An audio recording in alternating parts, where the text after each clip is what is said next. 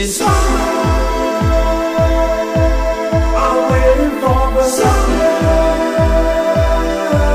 I'm waiting for the summer. I'm waiting for the summer to summer again. Nick Barclay from Suburbanstar.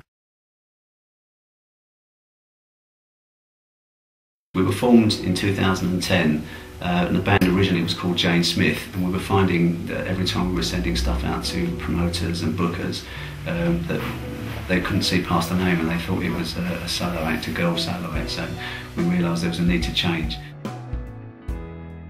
Wherever I am in the world, or wherever you are in the world, you look up and there's just this incredible thing kind of beaming down at you, and there I was in the suburbs at the time, and so I came up with the name Suburbanstar, and being a suburban boy, rang my partner in the band, Wilf, and said, listen, I've got a new name for the band, what do you think? And he loved it, so we stuck with it, Suburbanstar, and it really did change our fortunes. From the top of the wall. We talked about music and music's effect and how music can impact on people's lives. Can you tell me a bit about why that is?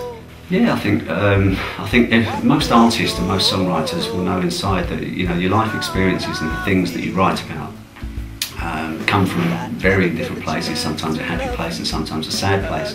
And being a musician and a songwriter is no different to being anybody else. Whether you're a bus driver or a taxi driver or a school teacher, everybody shares those same emotions, those same pains. Music is an empowering tool, it really is, and it's an inspiring tool, and I think if you can dare to be honest with your music, within your writing, you're prepared to wear your heart on your sleeve a little bit, then I think music can touch people. One of the things I've noticed even more in more recent years is we seem to be in a period at the moment where whether it be young bands, artists, or even people who've been around for a while, there seems to be at the moment a little bit more integrity in the type of music that I'm hearing. It doesn't really matter what genre it is or what style, it just seems to be, we seem to be hitting a time for whatever reason whereby music does seem to be levering people's thought processes, so if that's a positive thing, then I'm all for it. Great, okay. So, the day of the riots, where were you? Day of the riots, I have to be honest and say, coming from the suburbs, we weren't touched as badly, can I say, physically, with what was going on with the riots, other than the shock, and the genuine shock as a parent or as a young person you'd feel when you see people fighting in the streets and fighting in the streets for something you don't really understand what they're fighting for, and I think that's the shock and the fear comes from that. And I think the media exposure to the riots, from what I could see, was probably one of the reasons why the whole situation became so out of control and lasted in the way that it did.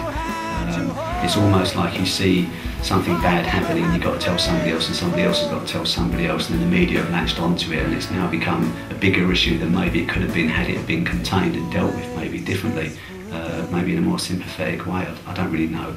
I don't have the answers to that.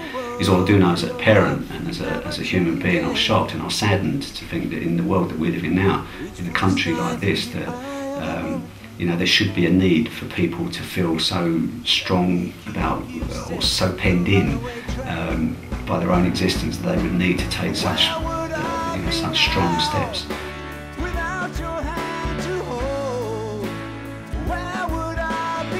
I think the idea of a peace concert is great, and one of the reasons Suburbanstar would like to be a part of it is because music itself, real music, original music, it does have the potential to change the way people think, and change the way people feel and how they act. And I think a responsibility of a musician or as an artist, of course, is to themselves and to their art. But there does come a point where you suddenly understand, well, you know what, in the words that you write and the music you write, you may well be able to make a little bit of a difference into the way people think and feel. In London in particular, unfortunately we do live in a society that is very money driven, and everyone's got to have the next best this and the next best that. There's very few celebrations where not only young people but people of all ages can come together and celebrate something that's as valid as peace in one place. And I think a peace concert, and the concept of a peace concert with musicians giving their, giving their all, and inviting people down and saying, look, just come and celebrate peace. Listen to the music and celebrate peace. Go home with something positive to think about. And I can bet your life, I would imagine on the day, that the riots will be the last thing on anybody's mind. And then if that's the case, then it's been successful, I would imagine. Excellent. From the top of the wall, glide like an eagle over it all. What would I know? How would I feel? Would I ever get the chance to love you again? Where would I be now without your hand to hold?